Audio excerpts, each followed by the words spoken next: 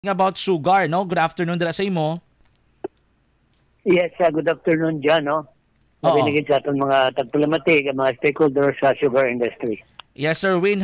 What do you think so is the effect? No? Anong epekto ayhan if ever good man? Or the first question is, kung ang pambalon, abi mga sugar producers or ang pila ka grupo, mga plantador, mga former officials, kinanglanon kung subong nato ng importation because may possibility nga mag-drop gidya ang produksyon sang kalamay. But how do you see this one on a perspective as a spectator outside of that industry and as a member of the workers group, Sir Win? Well, actually, ini balang sugar import liberalization, hindi na ni bagong na issue eh. Kadugay na ni nga issue, no? Nagabalik-balik lang.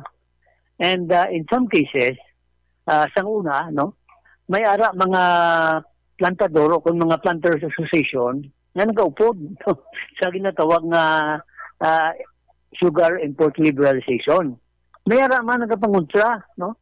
Kaya tungod nga, of course, kung mataman kita ka importation, halit man mo sa atong local industry. But at this point in time, siguro dyan may ginatanaw, being shortfall, no? Sang sugar, sila man na makaibaludan, no? Kaya kung sila man na maka-justify mo kung pila ang kinahanglan nila kaysa unaya, ang mag-import sila daw, siling daw buffer stock lang, no? Na in kaso kung magkulang, may ara sila i-replenish, no? But this issue no, has become open repeated issue na ni ang sugar import liberalization eh. Kinanglan halungan man naton kay kung kaisa in the guise of importing sugar, damo man ang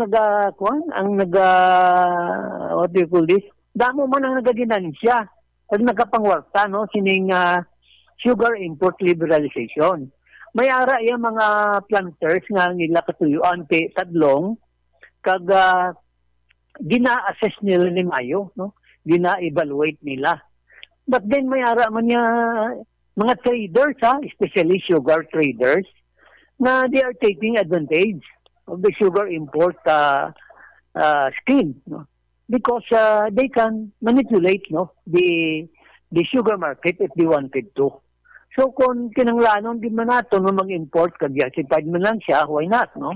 But it should be borne in mind, no, that in the past, kadamo, dahil sa mga konflikto mo kung madumduman natin dyan, atong nangabot na apat ka barko sa port o Batangas, no, na wala pa nakagawa ang sugar order, nagabot na yung mga barko. See what happened to those volumes, no, hindi na kahiling ako, tons of sugar, no. So I think iyan niya problema sang mga plantador. Unfortunately, dala sa daya mga workers. Hindi ko na nung matabo sa sugar industry nga magpalay-palay, dala man ang workers, kasi sila ang kwan mo, sila ang arabi sa linyada man, no, nga nagabulig sa pagpatinad sang industriya sa kalamay. In that context, Sir Win, for this particular situation or setting, abi masiling naton, meaning, are you in favor sang sugar importation for now? Just for the sake nga ma-survive naton ang sugar industry, may enough nga supply kag hindi magtimbuok ang presyo sang kalamay? Okay man, oo. Pwede na yan, no? Depende na sila nga kuanda analysis kiti amo man halin sang una amo man gina ang iladra nga kuan nga mga direksyon, no? But then on the other hand, careful lang, no? Careful lang kita kay man si kung kaysa may ara nga may sugar cartel mo. Pagkaabot sang iba na din nga makalamay, napanago na yan sa mga butika. No?